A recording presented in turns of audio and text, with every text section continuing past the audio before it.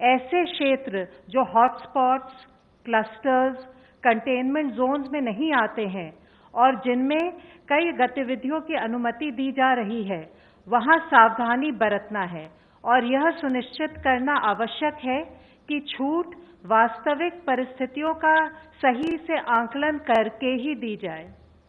ग्रामीण क्षेत्रों में कई आर्थिक गतिविधियों की अनुमति दी गई है, इसलिए जिला अधिकारियों को उद्योग समूहों के साथ सहयोग से राज्य के भीतर ही मजदूरों को उनके कार्यस्थल पर स्थानांतरित करने की व्यवस्था करनी चाहिए। इससे न केवल आर्थिक गतिविधियों को गति मिलेगी, बल्कि मजदूरों को रोजगार के अवसर भी मिलने लगेंगे। बड़ी औद्योगिक इकाइयों और औद्योगिक परिसरों के संचालन पर उन्हें विशेष ध्यान देना चाहिए। खासकर ऐसी इकाइयों के संचालन पर ध्यान देना चाहिए जहां मजदूरों को परिसर में ही रखने की व्यवस्था हो। इससे आर्थिक गतिविधियों को गति मिलेगी और मजदूरों को लाभकारी रोजगार प्रदान करने में भी मदद मिलेगी। उद्योगों के साथ कृषि और मनरेगा गतिविधियों के माध्यम से भी मजदूरों को रोजगार देने की संभावनाओं पर कार्य करना होगा। यह भी सुनिश्चित किया जाना चाहिए कि जो हमारे राष्ट्रीय दिशा निर्देश हैं, उनके अनुपालन की निगरानी के लिए ग्रामीण क्षेत्रों में पर्याप्त गश्त की जाए। जिला अधिकारी निगरानी के लिए पुलिस, पंचायत अधिकारियों का, राजस्व अधिकारियों इत्यादि का सहयोग ले सकते हैं। इसी प्रकार वे मजदूर जो राहत शिविरों में रह रहे हैं, उनके लिए उपलब्ध सुविधाओं का, जैसे भोजन की गुणवत्ता आदि पर अधिक ध्यान देना चाहिए। यद्यपि स्थिति चुनौतीपूर्ण है, लेकिन इस प्रकार के मुद्दों को संबोधित किया जा सकता है। राज्यों को यह भी सुनिश्चित करना जरूरी है कि अब जब मेडिकल टीमों के माध्यम से सामुदायिक परीक्षण यानी कि कम्युनिटी टेस्टिंग की जा रही है, तो मेडिकल टीमों को पर्याप्त सुरक्षा देनी चाहिए। इसी प्रकार यदि सामुदायिक परीक्षण के लिए जाने से पहले समुदाय के जिम्मेदार नेताओं को शामिल करके शांति को सक्रिय किया जाए, तो काम सुचारू रूप से किया जा सकता है। इसी प्रकार के प्रयास से कोविड-19 के परीक्षण, उपचार और अन्य संबंधित पहलुओं के बारे में जो लोगों को जागरूक बनाकर उनमें फैली भ्रांतियों को दूर करना है, उसमें हमें मदद मिलेगी। माननीय गृह मंत्री जी के निर्देशानुसार गृह मंत्रालय ने प्रवासी मजदूरों की राज्य के भीतर आवाजाही के लिए एक SOP आज जारी किया है, जिससे कि वो जो अनुमति प्राप्त आर्थिक गतिविधियां हैं, उसमें रोजगार के लिए सुचारू रूप से जा सके। इस आवाजाही में सोशल डिस्टेंसिंग इत्यादि का सख्ती से पालन किया जाना है। सभी राज्य सरकारों को और केंद्र शासित प्रदेशों को इस SOP के क्रियान्वयन के हेतु निर्देश दिए गए हैं। धन्यवाद। ICMR representative please. हमने अब तक 3,86,791 टेस्ट किए हैं, 3,86,791। उनमें से कल के दिन में 37,173 यानी 37,173 टेस्ट हुए। उन टेस्टों में से 29,287 टेस्ट, अब ये लैब की संख्या हर रोज तो बढ़ती जा रही है, 194 लैब्स ICMR नेटवर्क में हैं, उनमें हुए। 7,886 ये प्राइवेट सेक्टर में कल काफ़ी ज़्यादा टेस्टिंग में इम्प्रूवमेंट हुआ है, 82 लैब्स में हुआ है। Health ministry representative please.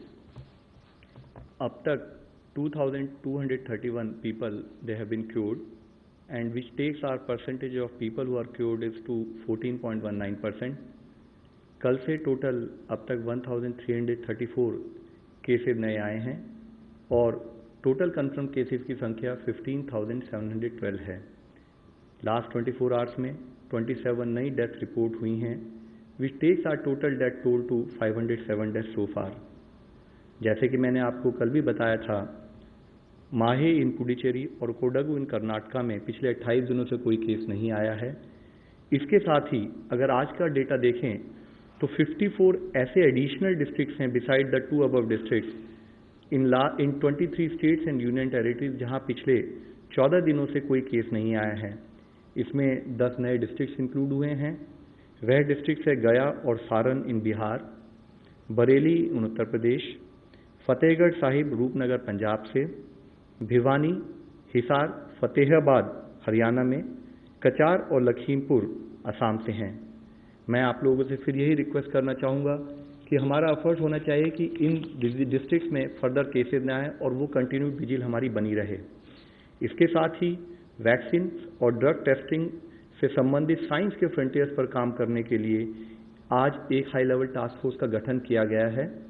इसके को चेयर मेंबर नीति आयोग और principal scientific adviser to government हैं।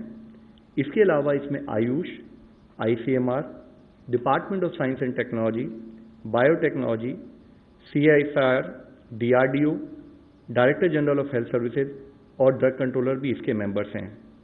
इस टास्क फोर्स का मुख्य उद्देश्य एकेडमिया, इंडस्ट्री और जो इंटरनेशनल एफर्ट्स हो रहे हैं उनको इनेबल करना, उनको फर्दर स्पीड अप करना है। इसके तहत डिपार्टमेंट ऑफ बायोटेक्नोलॉजी को एक सेंट्रल कोऑर्डिनेशन एजेंसी बनाया गया है वैक्सीन डेवलपमेंट के लिए, जिसका मेजर एफर्ट्स होगा to identify pathways for vaccine development, जिसके तहत फर्दर हम एफर्ट्स करेंगे कि एक डायनेमिक लिस्ट बनाई जाए नेशनल और इंटरनेशनल एफर्ट्स के लिए जो वैक्सीन डेवलपमेंट पर काम कर रहे हैं, उनकी प्रोग्रेस को मॉनिटर किया जाए और साथ में गवर्नमेंट लेवल पर रिक्वायर्ड फैसिलिटेशन प्रोवाइड किया जाए। साथ ही इस टास्क फोर्स के तहत clinical cohorts which will be focusing on long-term follow-up of people for having better understanding of disease and its management, उस पर भी काम होगा। इसके तहत फर्दर हम बायोस्पेसिमेंस भी कलेक्ट करेंगे जो कि हमारा एक बेसिस बनेंगे फर्दर ड्रग और वैक्सीन ट्रायल्स के लिए। यह हमारे जो सैंपल टेस्टिंग प्रोटोकॉल है उससे अलग एक कार्य होगा। आज मैं एक मुख्य विषय फिर आप लोगों की दृष्टि में लाना चाहूँगा। माननीय प्रधानमंत्री जी ने 14 अप्रैल को राष्ट्र के अपने संबोधन में कहा था कि 20 अप्रैल के बाद से कुछ जगहों पर सेलेक्टिव रिलैक्सेशन दिया जाएगा और उसके अकॉर्डिंग 20 अप्रैल यानी कि आज रात से नॉन कंटेनमेंट एरियाज में सेलेक्टिव रिलैक्सेशन के तहत हॉटस्पॉट्स जो डिस्ट्रिक्ट है हमारे, उसमें कंटेनमेंट एरियाज में ये रिलैक्सेशन लागू नहीं होगा। स्टेट्स, यूटीज लोकल रिक्वायरमेंट्स के अकॉर्डिंग जो गाइडलाइंस गवर्नमेंट ऑफ इंडिया ने दी हैं उससे फर्दर स्ट्रिक्ट मेजर्स भी इंपोज कर सकती हैं। कंटेनमेंट जोन्स के कि जो हमारी हेल्थ मिनिस्ट्री गाइडलाइंस है वह कहती है कि हॉटस्पॉट्स या रेड जोन्स वो एरियाज हैं जहां पर या तो लार्ज नंबर में कोविड केसेस पाए गए हैं या जहां पर कोविड केसेस का डबलिंग रेट 4 दिन से कम है। इन हॉटस्पॉट्स में लोकल एडमिनिस्ट्रेशन डिजीज स्प्रेड को कंट्रोल करने के लिए कंटेनमेंट जोन्स और बफर जोन्स को डिलिनेट करते हैं। उसमें कोई भी रिलैक्सेशन परमिटेड नहीं है। यहाँ पर स्ट्रिक्ट पैरामीटर कंट्रोल होगा और जिसके तहत इसेंशियल सर्विसेज के अलावा कोई और सर्विसेज अलाउ नहीं की जाएंगी। जहाँ पर भी हम साथ में सेलेक्टिव रिलैक्सेशन देंगे यानी कि इन कंटेनमेंट जोन से बाहर का एरिया, वहाँ पर भी स्टेट्स और डिस्ट्रिक्ट्स को इंश्योर करना है कि जो एग्जिस्टिंग लॉकडाउन से संबंधित मेजर्स हैं उनका स्ट्रिक्ट कंप्लायंस हो। ऑफिसेज, वर्क प्लेसेज, फैक्ट्रीज और इस्टेब्लिशमेंट हैं वहाँ पर सोशल डिस्टेंसिंग से रिलेटेड SOPs और उससे रिलेटेड प्रिपरेटरी एक्शन लिए जा चुके हों। कुछ एक्टिविटीज़ जो 3 मई तक देश में प्रोहिबिटेड रहेंगी, even in these relaxation areas, I would like to cite and bring to your notice. They are primarily passenger traffic movement by air, rail, road, except जहाँ पर कि वहाँ पर उनको एग्जम्प्ट किया गया हो, एजुकेशनल और उससे related institutions, industrial, commercial activities और hospitality services unless until they are specifically exempted। साथ ही cinema halls, malls, shopping complexes, entertainment parks etcetera, social, political, cultural, religious, entertainment और एकेडमिक और साथ में स्पोर्ट्स गैदरिंग भी ये उस समय पर प्रोहिबिटेड रहेंगे 3 मई तक। रिलीजियस प्लेसेज और प्लेसेज ऑफ वर्शिप और रिलीजियस कॉन्ग्रीगेशंस भी हमने रिक्वेस्ट की है कि वह जो हैं प्रोहिबिटेड रहें। Taxis including autos and cycle rickshaws और कैब एग्रीगेटर्स भी प्रोहिबिटेड कैटेगरी में आते हैं। हमने कुछ एक्टिविटीज़ को रिलैक्सेशन दी है और जिसका बेसिक पर्पज़ है कि एग्रीकल्चर और रिलेटेड एक्टिविटीज़ फुली फंक्शनल हों, देश की रूरल इकॉनमी फंक्शन कर सके, डेली वेज अर्नर्स और बाकी लोगों के लिए एम्प्लॉयमेंट अपॉर्चुनिटीज़ को मॉनिटर किया जा सके, हेल्थ सर्विसेज फंक्शनल रहें, supply chain of essential goods बनी रहे। हमारा एफर्ट है कि हम धीरे धीरे नॉर्मलसी को रिस्टोर करें ताकि यह इंश्योर किया जा सके कि जान भी है, जहान भी है। लेकिन हमें सतर्क रहना होगा कि हम किसी भी तरीके से इसमें फेल ना हो। कोविड-19 के कंटेनमेंट से रिलेटेड हमारे एफर्ट्स में एक दूसरा चैलेंज है कि जब हम रिस्टोर कर रहे हैं सर्विसेज को तो हमसे कोई गलती ना हो। मैं पुनः दोहराना चाहूँगा कि हम सबको मिलकर लड़ने वाली लड़ाई है, इसमें हम सब एक साथ शामिल हैं। हम सभी को रिक्वायर्ड प्रिकॉशन लेने की ज़रूरत है। इसके लिए सोशल डिस्टेंसिंग का हर तरह से पालन हो। जहाँ रिलैक्सेशन दिया गया है वहाँ 100% ये एफर्ट होना है कि वो सिचुएशन को मेंटेन रखें, केसेस को बढ़ने ना दें। आप सब लोगों की नॉलेज में है कि जो रेड जोन और कंटेनमेंट जोन का जो ये क्राइटेरिया है, ये एक रोलिंग क्राइटेरिया है और अगर इन जगह पर भी केसेस आए तो उनको रेड जोन और कंटेनमेंट जोन का पार्ट बनाया जा सकता है। जो कंटेनमेंट जोन्स हैं वहाँ पर स्ट्रिक्ट लॉकडाउन मेजर जो हम इम्प्लीमेंट करेंगे उनके द्वारा हम एक्सपेक्ट करते हैं कि सबके कॉपरेशन से नॉर्मल से रिस्टोर की जा सकती है। रिलैक्सेशन एरियाज जैसे मैंने पहले भी आपको बताया है वहाँ पर भी सोशल डिस्टेंसिंग के सभी SOPs का पालन करना चाहिए, इंश्योर करना चाहिए कि हम रिक्वायर्ड SOPs को फॉलोअप करें।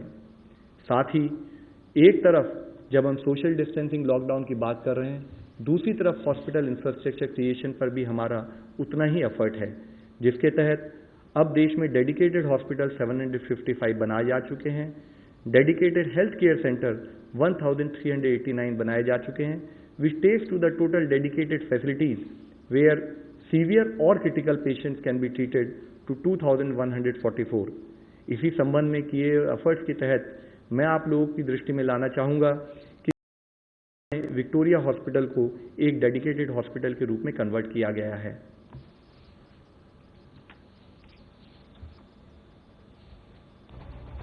कर्नाटक राज्य सरकार का विक्टोरिया हॉस्पिटल जो बेंगलुरु मेडिकल कॉलेज से एफिलेटेड है, दक्षिण भारत में उत्तम चिकित्सा के लिए जाना जाता है। यह अस्पताल 1901 में शुरू हुआ। यह अस्पताल उस वक्त के शाही घराने वाडियार परिवार की पहल थी जब बेंगलुरु प्लेग जैसी महामारी से जूझ रहा था। यह अस्पताल उस वक्त लोगों की जान बचाने में कामयाब रहा और अब जैसे इतिहास खुद को दोहरा कोविड-19 के इलाज के लिए चिन्हित किया गया है। इस अस्पताल में विशेष इलाज के लिए अलग शाखाएं हैं और यहाँ का इमरजेंसी और ट्रॉमा सेंटर कोविड-19 वार्ड में तब्दील कर दिया गया है। इस वार्ड में 500 से अधिक बेड्स अत्याधुनिक सुविधाओं से लैस हैं। विक्टोरिया अस्पताल के कोरोना वॉरियर्स यहाँ के डीन डॉक्टर CR जयंती और उनकी टास्क फोर्स जो दिन रात यहाँ कोरोना के खिलाफ मैदान संभाले हुए है। First and foremost, we formed a COVID task force team and set up various committees to look out all the logistic details. And most importantly, we started with the sensitization programs for our healthcare professionals. These sensitization programs include donning and doffing of the personal protective equipment, which is the most important part to keep them safe. Number 2, we discuss the treatment protocols, and number 3, we also discuss the ICU treatment protocols. इस अस्पताल के corona ward में beds के साथ ventilators और oxygen की पूरी व्यवस्था है। जैसे ही इस वार्ड को कर्नाटक सरकार ने कोविड वार्ड घोषित किया, यहाँ के मेडिकल स्टाफ, डॉक्टर्स और अन्य मेडिकल कर्मचारियों को विशेष ट्रेनिंग दी गई। उन्हें PPE के इस्तेमाल, कोरोना मरीज के सर्वेलेंस और डिजिटल टेक्नोलॉजी के जरिए ट्रेनिंग भी दी गई। अस्पताल के एफिलेटेड कॉलेज में एक कंट्रोल रूम बनाया गया है। यहाँ से सीधा अस्पताल में कोविड वार्ड के मरीजों पर नजर रखी जा सकती है। डॉक्टर्स की एक टीम इस कंट्रोल रूम में कोविड वार्ड पर नजर रखती है और मरीजों से बातचीत भी करती है। This is the main war room, what we call it is war room. So we'll be coordinating with the doctors who are working inside the zone. I mean where the patients are. So we'll not be going there. 1 week, one shift of doctors will go there. They will stay there in a separate building. They will not come out for that 1 week. And we can also do video conferencing with the doctors inside. So any senior staff can come here, do video rounds. And any psychiatry counseling for the patients, if patient gets agitated, depressed during the course of 2 weeks, can be counseled from here itself. अस्पताल में कोविड-19 से पीड़ित मरीजों को अलग अलग zone में रखा जा रहा है और उनकी जरूरत के मुताबिक उन्हें अलग श्रेणी में बांटा गया है। वायरस पीड़ित मरीजों से कम एक्सपोजर हो, इसलिए विशेष इंक्यूबेटर बनाए गए हैं ताकि डॉक्टर संक्रमित ना हो। इसके अलावा इन वार्ड्स में रोबोटिक टेक्नोलॉजी के इस्तेमाल से मरीज को दवा और खाना पहुँचाने की तैयारी हो रही है। अस्पताल में मौजूद लैब भी पूरी तरीके से अत्याधुनिक सुविधाओं से तैयार की गई है। हालांकि बेंगलुरु हॉटस्पॉट घोषित होने के चलते इस अस्पताल में शहर के अलग अलग हिस्सों से आए मरीज यहाँ इलाज करवा रहे हैं, लेकिन लेकिन विक्टोरिया अस्पताल राज्य के दूसरे जिलों को भी मेडिकल सपोर्ट उपलब्ध करा रहा है। ऐसे में विक्टोरिया अस्पताल देश भर में कोविड-19 के खिलाफ चल रहे युद्ध में अपना योगदान दर्ज कर कई जिंदगियां बचाने के प्रयास में एक अहम भूमिका निभा रहा है। हमने इससे पहले भी आप सबसे कहा है कि मास्क और फेस कवर का यूज एक बैरियर के रूप में काम करेगा, पर्टिकुलरली जहां डेंसिटी ऑफ पॉपुलेशन ज़्यादा है और साथ में जब हम लोगों से इंटरेक्ट करते हैं। यह बैरियर हमें एक एडिशनल प्रोटेक्शन देता है। इससे रिलेटेड गाइडलाइंस बोथ मास्क और फेस कवर के लिए ऑलरेडी इशू की जा चुकी हैं। गृह मंत्रालय की जो डायरेक्शन है उसमें भी कहा गया है कि wearing of face cover is compulsory in all public and work places. इस संबंध में माननीय प्रधानमंत्री जी और उनकी अपील के तहत हमारे देश के क्रिकेटर की एक अपील भी मैं आप लोगों की दृष्टि में लाना चाहूँगा।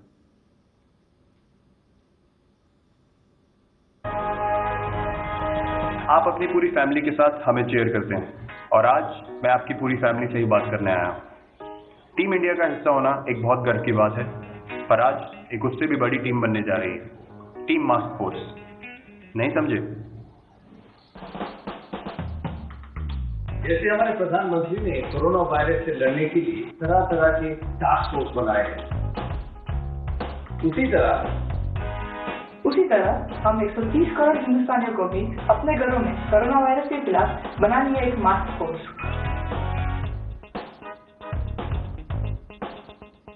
मास्क फोर्स का हिस्सा बनना बहुत ही आसान है। बस घर बैठे बैठे अपने लिए एक मास्क बनाइए, जैसे मैंने ये बनाया है। फर्जी बाजी, आपका मास्क कहाँ है? ये देख, मैंने ये बनाया है। ये है मेरा मास्क। और घर के बाहर इस मास्क को हमेशा पहनना है।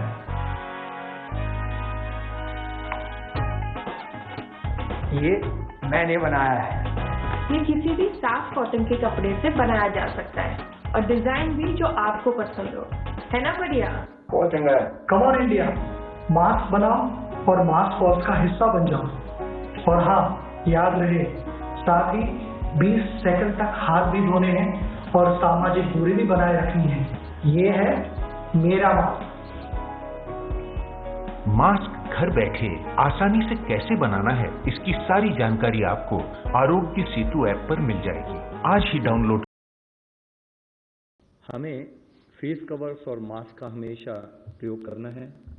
आप सबसे रिक्वेस्ट है कि फेस कवर्स को इस्तेमाल करें और इस फोर्स को ज्वाइन करें। Make your own mask and join the mask force.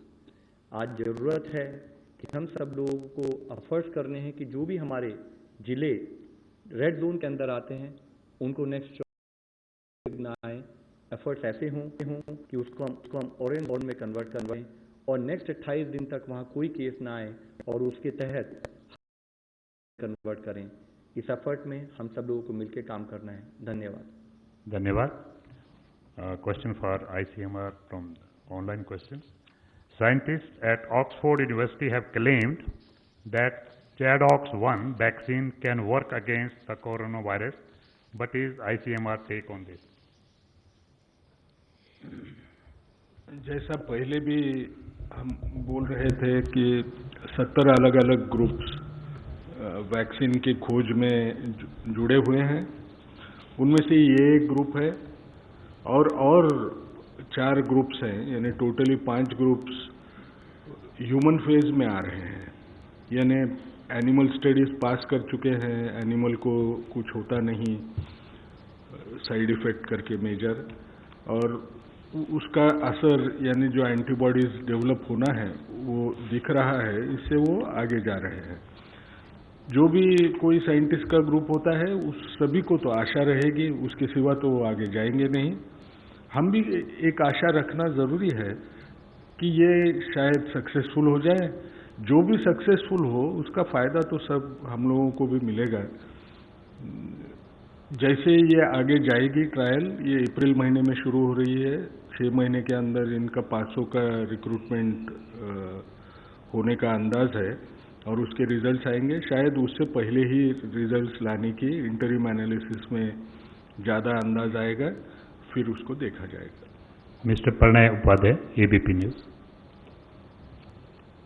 लवकर साहब, मेरा सवाल आपसे है कि जो रिलैक्सेशन दिए गए हैं तो अगर आप एक फिगर बता पाएं कि कंटेनमेंट जोन का जो आपने पिछला फिगर दिया था हॉटस्पॉट्स का, वो क्या उसमें वेरिएशन आया है, और जिन भी जगहों पे ये रिलैक्सेशन दिए गए हैं उसके लिए क्या आधार और क्या आकलन लिया गया है, और जिन एरियाज में रिलैक्सेशन दिए गए हैं खासतौर पर कामकाज को लेके, उसमें जो लोग काम करने के लिए जाएंगे उनके टेस्टिंग को लेके या उनकी सुरक्षा को लेके आम आदमी लोग कैसे आश्वस्त हो सकते हैं, इसको कैसे सुनिश्चित किया जाएगा?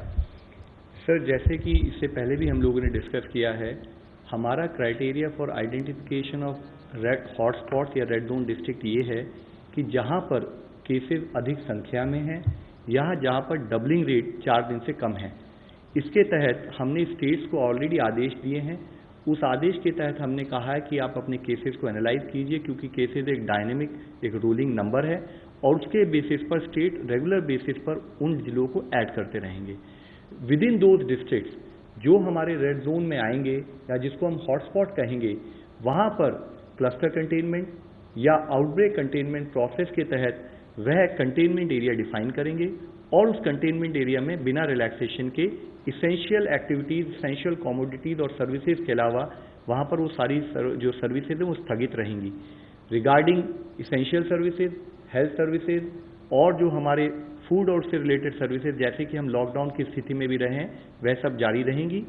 इसके साथ ही जो हमारे फील्ड वर्कर वहां काम करेंगे वो हाउस टू हाउस जाएंगे, ILI यानी कि इन्फ्लुएंजा लाइक इलनेसेस और सारी यानी कि सीवियर एक्यूट रेस्पिरेटरी इलनेसेस का हाउस टू हाउस सर्वे किया जाएगा, और उस सर्वे के तहत या कॉन्टैक्ट ट्रेसिंग में जो भी पेशेंट्स आएंगे या जो भी पर्सन्स हम पाएंगे उनको हमारे सैम्पलिंग क्राइटेरिया के तहत हम सैम्पलिंग करेंगे और उसके बेसिस पर उनको डेडिकेटेड कोविड हॉस्पिटल में ट्रीटमेंट प्रोवाइड किया जाएगा।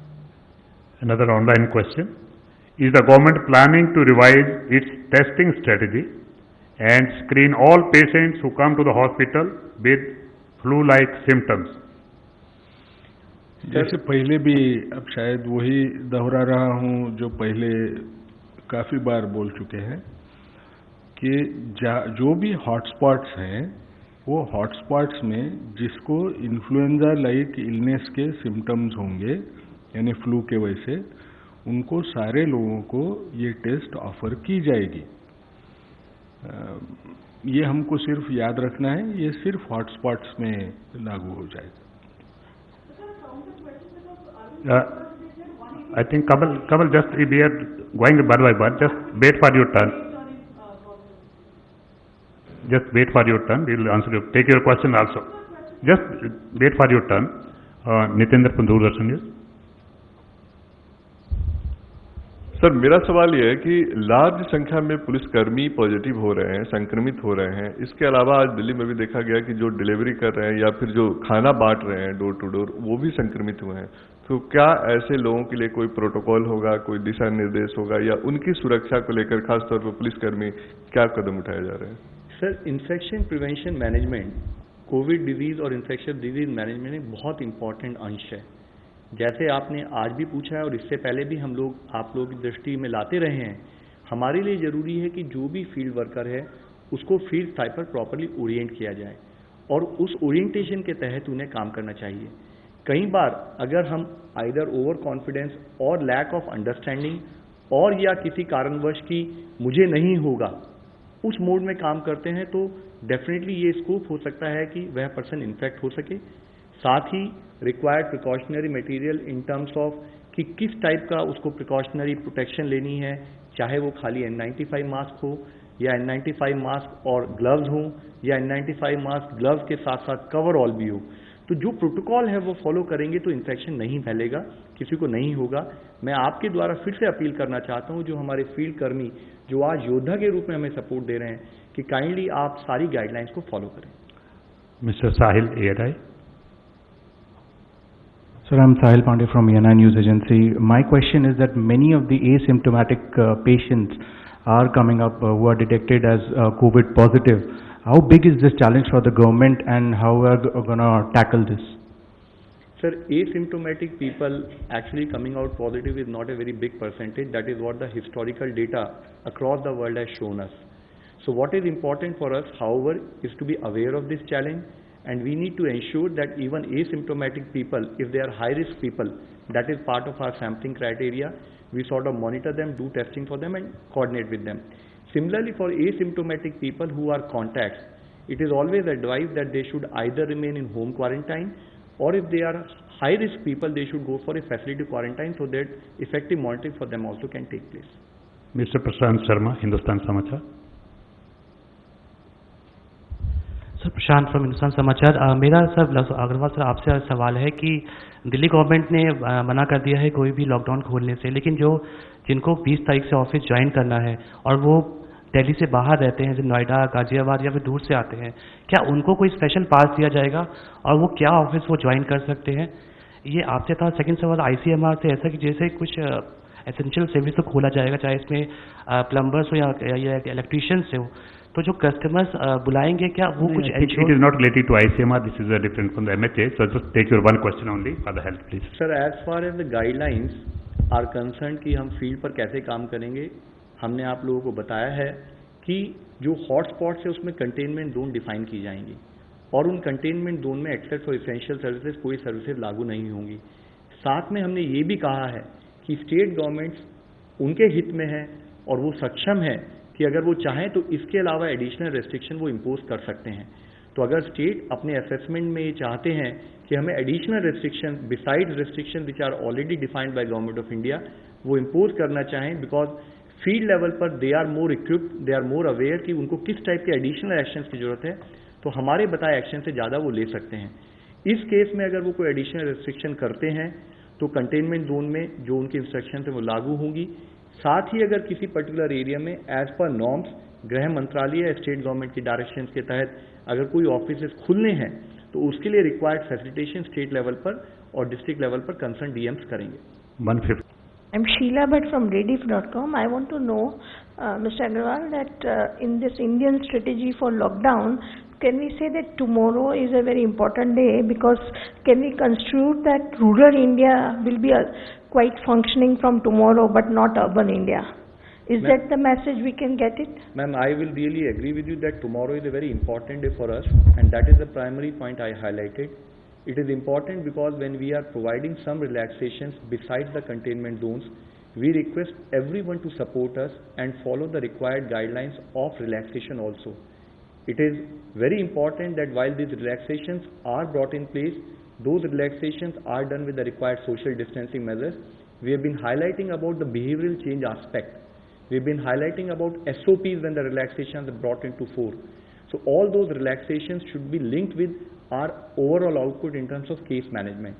Second thing is our focus in terms of relaxation, as I mentioned, is primarily more with respect to ensuring that essential services, rural economy and the activities even within the urban areas are activated.